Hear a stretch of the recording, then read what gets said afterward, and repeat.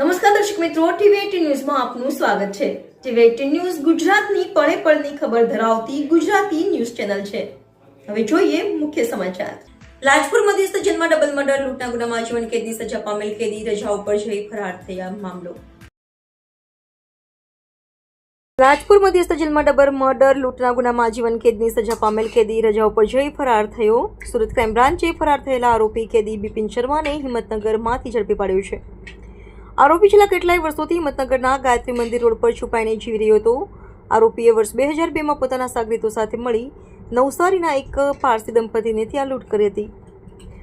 આરોપી તે સમય દરમિયાન પારસી દંપતીને ગળું દબાવી હત્યા કરી હતી। આરોપીએ હત્યા કર્યા બાદ ₹54,000ની લૂંટ ચલાવી હતી।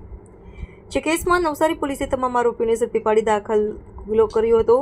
કેસના અંતે નવસારી નામદાર કોર્ટ દ્વારા આરોપીને આજીવન કેદ સજા અને ₹5,000નો દંડ ફટકાર્યો હતો।